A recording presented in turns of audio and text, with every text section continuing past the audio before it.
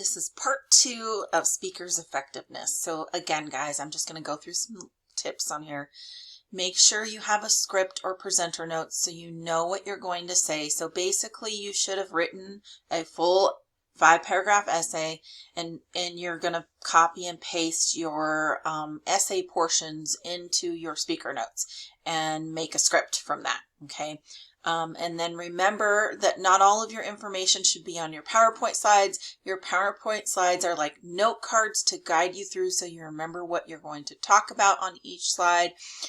You will be adding additional information in your verbal or oral presentation, okay? Focus on your tone. You can read directly from your speaker's notes or from your essay, but just don't sound like you're reading directly from your essay, okay? So practice so that you don't sound like you're, just kind of reading straight off of paper. Have tone in your voice.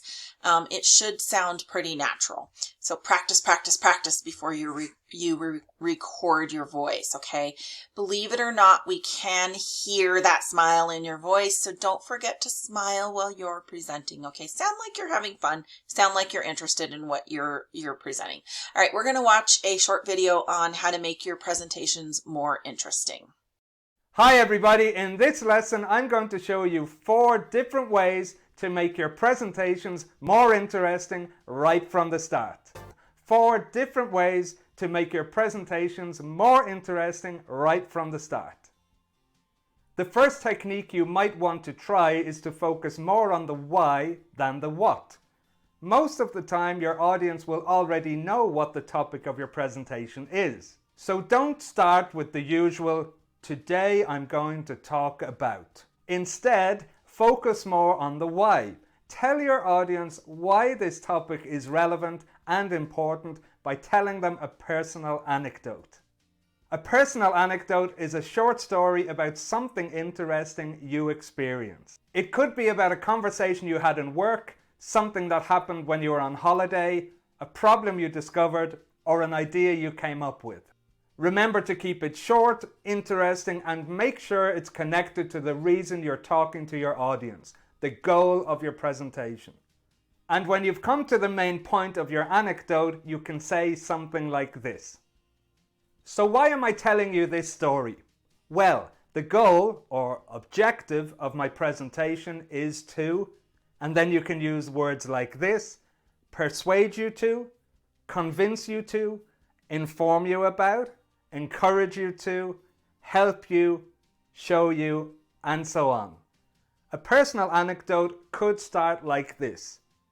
3 months ago, I had a meeting with my boss, and about a year ago, I discovered a major problem in our marketing strategy, and last summer, I was on my way to work one day when, on my last holiday, I was lying on the beach reading a book by, and then include the author's name, when I started to think about. I remember when I started my first job, I was very nervous and didn't know anybody. Another technique which can capture the interest of your audience right from the start is to use rhetorical questions. So what is a rhetorical question? It's a question we ask without expecting an answer. Sometimes the answer is totally obvious, and other times we just want to get the audience thinking about the question. The whole idea of using this technique is to make a point, and as with the personal anecdote, it must be connected to the objective of your presentation. If you choose the right question or questions, it can really capture the interest of your audience, and that's what you want, isn't it? Here are some examples of rhetorical questions. What's the biggest problem that family-run businesses face today? How often has your business tried to find a more efficient way of doing things? Why do we have to improve the quality of our products? Why is this important? Why did we have such a dramatic increase in sales in the last quarter? Tip here: when you've asked a rhetorical question, pause for a couple of seconds before continuing. That way your question has a greater impact. The next technique I want to talk about is to give an amazing, surprising, or shocking fact or statistic. If you want to try this technique, think carefully about the fact or statistic you want to share. It can't be something your audience already know. It must be connected to the aim of your presentation, and it should be amazing, surprising, or shocking enough to capture their interest. Here are some examples.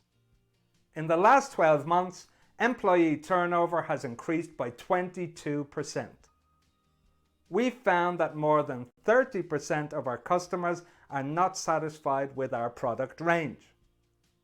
There are 14 million jobs directly related to the mobile phone industry. Rhetorical questions. Pause for a second or two after giving your fact or statistic to create a bigger impact. The final technique I want to share is to tell your audience to imagine something. By using the word imagine, you help the audience to use their imagination and start visualizing the scene.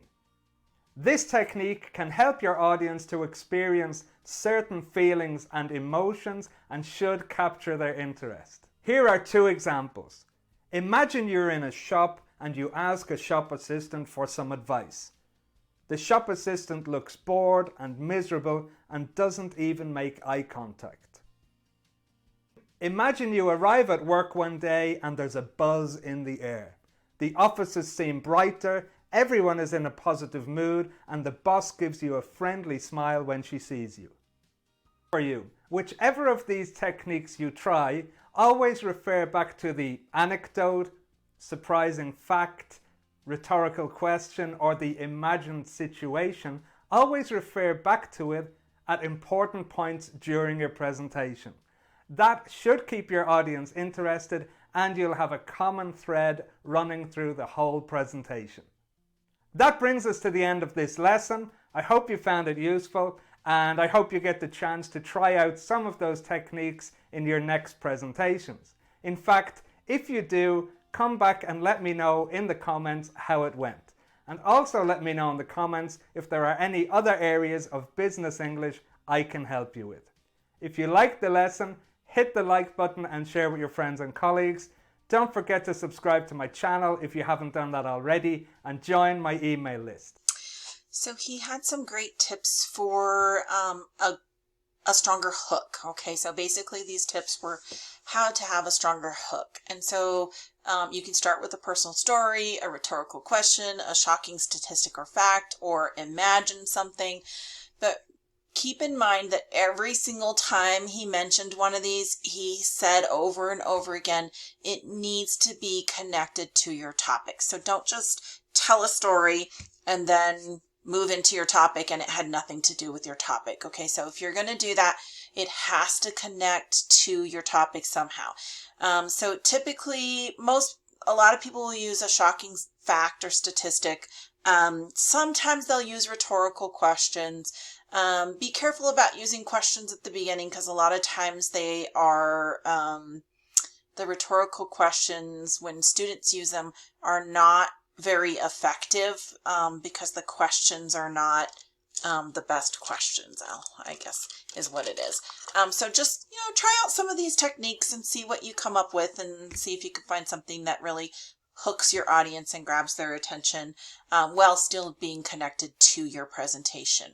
All right, guys, have fun with your project.